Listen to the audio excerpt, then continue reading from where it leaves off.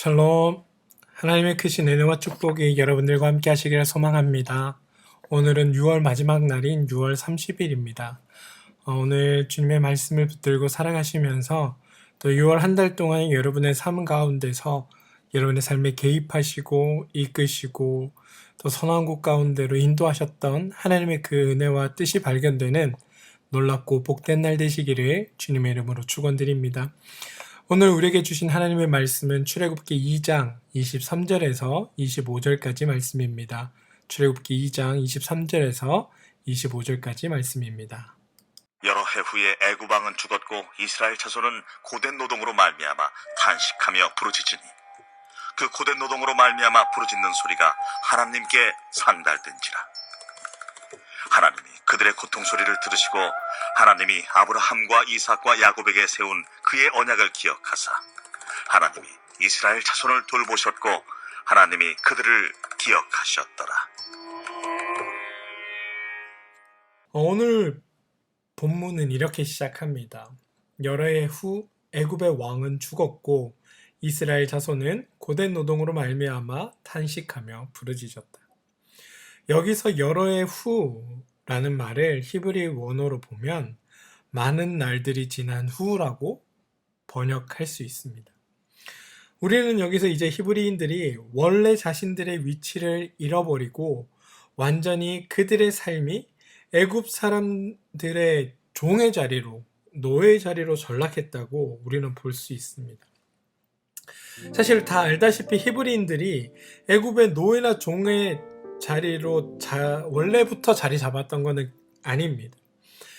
요셉의 형제들과 그의 아버지 야곱은 그들이 살던 가나안 지역의 그 극심한 가뭄으로 인해서 요셉이 애굽의 총리로 있을 때 이 애굽으로 건너옵니다. 그리고 요셉이 총리로 있던 당시에 바로에 의해서 정당히 애굽을 구성하는 한 종족으로 인정을 받고 애굽인과 동등한 자리에서 그들은 살게 되었습니다. 원래부터 노예가 결코 아니었습니다. 중국이란 나라를 보시면 중국은 한족이라는 그 종족을 비롯해서 수많은 소수 민족들이 모여서 국가를 건설하고 있습니다. 수많은 소수 민족들이 있지만 그들이 각자의 문화를 간직하면서 중국이라는 나라를 이루며 살아갑니다. 애굽에서 히브리도 같은 위치에 있었습니다. 수많은 전복 정책을 통해서 애굽도 그들의 국가가 강성해질 때 많은 노예들, 전쟁으로 인한 노예들과 종들이 있었지만 히브리 민족은 그런 식으로 그들에게 포섭되고 복속된 민족이 아니라 요셉 당시 바로에 의해서 당당히 애굽이라는 제국을 이루는 한 축으로 거기 안에 속해 있는 온전히 자리 잡은 한 민족으로 인정받았던 것을 우리는 기억해야 합니다. 그런데 요셉을 알지 못하는 이가 바로가 되고 나서 히브리인들의 강성함을 두려워한 이 바로는 히브리인들을 점점 노예나 종으로 만들어가기 시작합니다. 우리가 일제강점기를 지나면서 1등 시민, 2등 시민, 3등 시민이라는 이렇게 사회적인 구분이 있었듯이 애굽은 정책적으로 히브리인들을 그들과 동등했던 1등 시민의 자리에서 3등 시민의 자리로 내려보냅니다. 그리고 그들을 종처럼, 노예처럼 부르기 시작한 겁니다. 오늘 성경에 많은 시간이 지나고 애굽의 왕이 죽었다라는 이 말은 애굽인에게도 또 히브리인에게도 이제는 그들의 자리가 노예나 종으로 인식되기 시작했다는 겁니다. 애굽인들에게는 히브리인들이 원래부터 노예와 종처럼 여겨졌고 히브리인들도 애굽 사람들을 자신들이 떠받들어야 할 사람들이라고 인식하기 시작했다는 겁니다. 우리가 일제강점기 때 태어난 이들이 태어날 때부터 일본이 자신들의 국가였던 것처럼 히브리인들도 세대가 지나면서 자연스럽게 애굽에서의 자신들의 환경을 잘 받아들일 수밖에 없었던 겁니다. 그러니 완전히 노예로 전락해버린 히브리인들은 점점 더 힘들어지고 고단한 삶을 살 수밖에 없었습니다. 어디에 하소연할 곳조차 없었습니다. 그런데 여러분, 이러한 노예적인 삶이 단순히 과거 히브리 민족, 그리고 가깝게는 일제강점기의 우리 민족의 이야기에 불과한 걸까요? 저는 아니라고 생각합니다. 우리도 지금 그러한 삶을 살고 있지 않습니까? 혹시 돈을 신처럼 섬기며 돈의 노예가 되어 살고 있는 것은 아닌가요?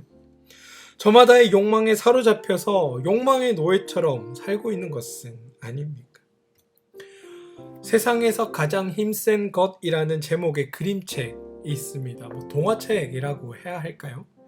아무튼 여기에 보면 티끌, 흙, 먼지덩어리 이런 것들이 주인공입니다.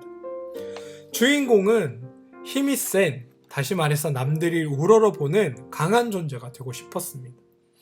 어떻게 하면 그렇게 될 수 있을지 여기저기 찾아보며 다니며 수소문을 합니다. 근데 다양한 이들이 유익한 조언들을 해줍니다. 특히 바람이 건네준 말이 인상적이었는데요. 티끌이 세상에서 가장 힘센 것이 무엇이냐고 묻자 바람은 이렇게 대답합니다. 사랑하는 마음. 서로 사랑하는 마음이 가장 힘센 것이라고 말입니다. 그리고 그 마음은 누구나 될 수 있지만 그것이 되기 위해서는 용기가 필요하다고.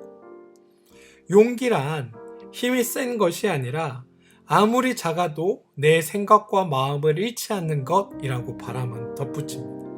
그런데 티끌은 이 바람의 말을 흘겨 듣습니다. 그리고 가장 힘센 것이 되기 위한 자기의 여정을 이어갑니다. 어느 날 주변의 흙들이 도망가라고 사람들이 우리를 가지고 제 멋대로 할 거라고 경고를 합니다. 티끌은 두렵지 않고 난 훌륭한 것이 되고 싶다며 그들의 말을 무시합니다. 그리고 티끌은 어딘가로 빨려 들어갑니다. 단단한 철근을 만드는 주물 공장이었는데요.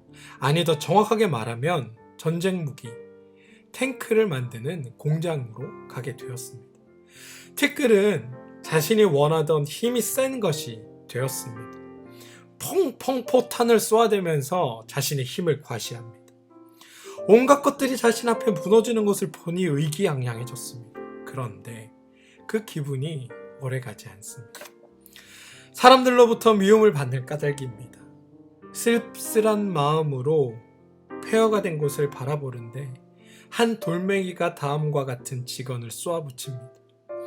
너는 그저 힘센 것이 되려는 욕망에, 그 욕심에 내 진짜 마음과 생각을 잃어버린 멍청한 쇳덩어리일 뿐이야. 티끌은 그제서야 깨닫습니다. 세상에서 가장 힘이 센 것은 무엇인가를 지배하거나 무너뜨리는 종류의 것이 아니라 용기와 사랑하는 마음이라는 것을. 저는 이 동화의 내용이 오늘 말씀을 읽으며 함께 떠올랐습니다.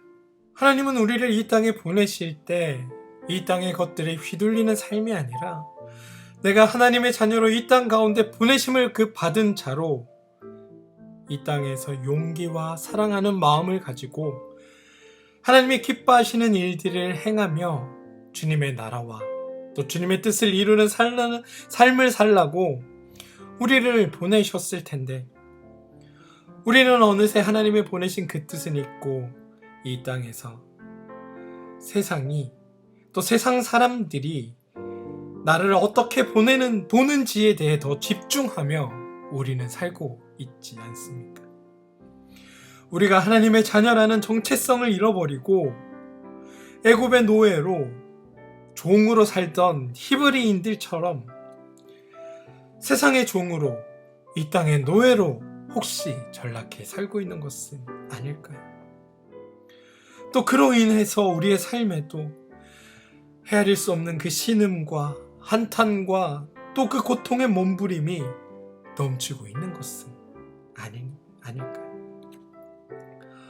그런데 교우 여러분, 오늘 우리는 그러한 현실에서 우리는 희망을 볼 수 있습니다. 그 고난 가운데, 그 절망의 상황 가운데 빛처럼 솟아오르는 그 소망을 우리는 가질 수 있게 됩니다. 왜냐하면 하나님이 그들의 부르짖음을 들었다는 이유입니다. 23절입니다. 여러 해 후에 애굽의 왕은 죽었고 이스라엘 자손은 고된 노동으로 말미암아 탄식하여 부르짖으니 그 고된 노동으로 말미암아 부르짖는 소리가 하나님께 상달된지라. 우리는 성경을 읽으면서 당연히 하나님께 이스라엘 백성들이 부르짖었구나라고 생각합니다. 그런데 여러분, 오늘 성경은 많은 시간이 흐른 후에, 그러니까 여러 해 후에라고 이야기합니다. 오늘 이 본문 이후에 3장부터 모세가 부르심을 받는 장면이 나오거든요. 적어도 광야에서 모세가 산 게 40년이라는 것을 우리는 알고 있습니다. 이 40이라는 숫자는 성경에서 한 세대를 말하는 겁니다. 그러니까 유추해 보면 이렇습니다. 하나님을 아는 세대는 이미 지났고, 하나님을 잘 모르는 새로운 세대가 히브리 민족을 구성하고 있었고, 이들은 거의 태어나면서부터 애굽이라는 나라를 자기의 나라처럼 생각하고 살았고, 이 애굽에 살던 사람들은 애굽 사람들의 제사와 애굽 사람들이 믿는 신들을 자기의 신들처럼 고백하며 살았던 사람들 거라는 것. 그렇기 때문에 이들이 부르짖은 대상이 우리의 하나님이라고 인식하는 것보다 사실은 그들이 믿고 있는 누군가에게 부르짖었다라고 보는 것이 더 정확한 이해입니다. 하나님을 향하여 하나님을 믿고 하나님께 구원해달라고 부르짖은 것이 아니라, 지금 힘든 상황에서 누구라도 좋으니까 나의 이야기를 듣고 나를 좀 구원해주면 좋겠다 라며 부르짖었다는 겁니다. 그게 그들이 믿던 애굽의 신일 수도 있고, 그들의 부모님이 믿던 여호와 하나님일 수도 있는 겁니다. 그런데 놀라운 사실은 그러한 부르짖음에도 우리의 하나님이 응답하셨다는 겁니다. 놀랍지 않습니까? 하나님을 부르짖지 않았음에도 그냥 그들의 신음하는 소리를 들으시고 하나님은 오늘 응답하셨다는 것. 그리고 더 중요한 것은 부르짖었다는 것이 아니라 그 부르짖는 소리가 하나님께 전달되었고, 하나님은 그들을 기억하셨다라는 사실입니다. 사람들은 흔히 이런 생각을 합니다. 우리의 종교적 행위에서 중요한 것은 바로 우리가 무엇을 했는가라는 거라는 거죠. 내가 정성을 들였다. 내가 예물을 드렸다. 내가 어떤 충성을 다했다. 내가 나에게 있어 가장 소중한 것을 바쳤다. 몇 날 며칠을 먹지도 않고 자지도 않고 기도를 했다. 같은 내가 무엇을 했다라는 게 중요하다는 겁니다. 그런데 우리 기독교에서 가장 중요한 것은 바로 내가 무엇을 한 것이 아니라 하나님의 사역, 즉 하나님이 하셨다라는 고백입니다. 하나님이 들으셨다. 우리의 하나님이 받아주셨다. 우리의 하나님이 기억하셨다. 우리의 하나님이 응답하셨다. 우리의 하나님의 육신을 입고 이 땅 가운데 오셨다. 하나님이 십자가를 지셨다. 하나님이 부활하셨다. 하나님이 우리를 구원하셨다. 하나님이 승천하셨다. 하나님이 재림하실 것이다. 라는 것들이라는 겁니다. 오늘 하나님은 자신과의 약속을 잊고 있던 하나님의 부르짖음을 들으셨습니다. 그리고 그들을 기억하셨습니다. 그리고 그들을 부르짖음에 응답하셨습니다. 하나님이 하신 겁니다. 그럼 이렇게 물을 수도 있죠. 그럼 하나님은 부르짖기 전까지 히브리인들을 잊으신 건가요? 결코 아닙니다. 앞서도 봤듯이 하나님은 히브리인들이 고통을 당할 때 그들과 함께 계셨습니다. 그들이 번성할 수 없는 상황에도 그들을 번성하게 하신 분이 우리의 하나님입니다. 그리고 지금은 시간이 더 많이 흘러 하나님을 잘 모르는 세대가 하나님을 찾을 줄 몰랐음에도 하나님은 그들을 기억하셨고 그들의 아픔에 응답하셨습니다. 보세요, 여러분. 오늘 이스라엘 백성이 자기들의 그 고통 가운데 부르짖을 때 하나님께서 우리 선조들에게 한 약속을 기억해서 우리를 고통에서 건져주십시오라고 부르짖지 않았습니다. 그냥 부르짖었습니다. 누구한테 부르짖을 줄 몰라 그냥 그들이 알고 있는 누군가에게 부르짖은 겁니다. 그들이 살고 있던 애굽의 신들에게 그들은 부르짖었습니다. 그런데 하나님은 그들이 자신과 계약을 맺은 아브라함의 자손이라, 이삭의 자손이며 야곱의 자손이라는 것을 기억하고 계셨다는 겁니다. 갑자기 기억이 나신 것이 아니라 항상 그리고 계속 기억하고 계셨습니다. 하나님은 아브라함과 약속을 맺으신 그 순간부터 단 한 번도 약속을 잊으신 분이 없으십니다. 단 한 번도 이스라엘을 방치하지 않으셨습니다. 기억하고 계셨기에 하나님은 이스라엘을 돌보셨고, 기억하고 계셨기에 하나님이 그들을 위해 일하고 계신 겁니다. 하나님은 비록 너희는 잊을지라도 나는 너희를 잊지 않고 너희와 함께하며 너희를 도울 것이다. 이것이 하나님이 오늘 기억하셨다는 말의 의미입니다. 그리고 이 약속은 지금의 우리에게도 여전히 동행하는 약속입니다.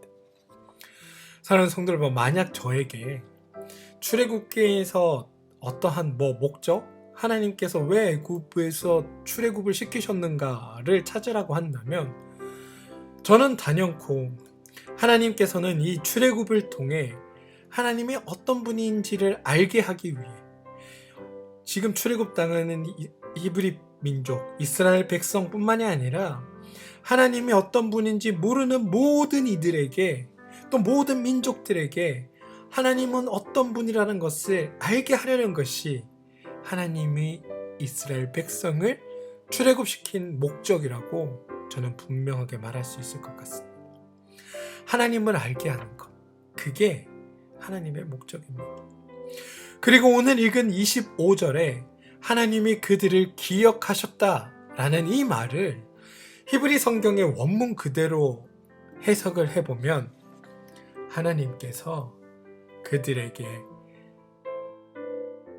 하나님이 그들을 기억하신 것이 아니라 하나님께서 그들에게 알려지셨다로 번역할 수 있습니다.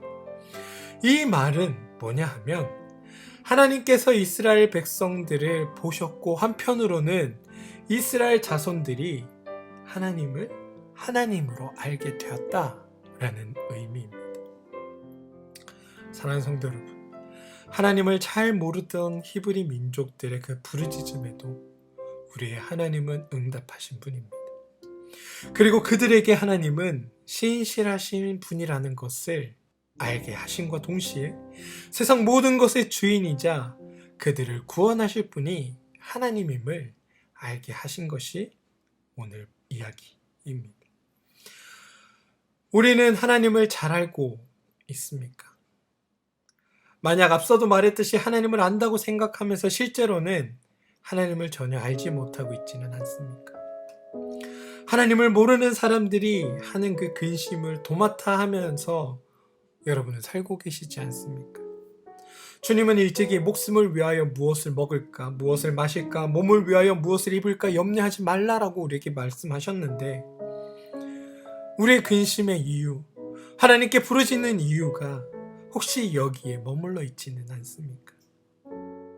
그것들로 아파하고 상처받고 주님을 부르짖고 계시지는 않습니까? 사랑하는 성도 여러분, 바라기는 부디 오늘 하루 우리를 기억하시고 우리의 그 작은 신음에도 응답하시는 하나님을 굳게 신뢰하는 여러분들이 되기를 소망합니다.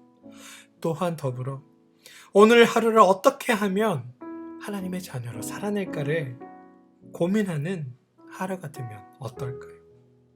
또 어떻게 하면 나를 통해 하나님을 알게 할 것인지에 나의 삶을 들여보는 것은 어떨까요? 더 나아가서 믿지 않는 사람처럼 살기보다 하나님을 아는 사람으로 내가 믿는 하나님이 어떤 분인지를 알리며 오늘 하루를 살아가 주시면 안 되겠습니까?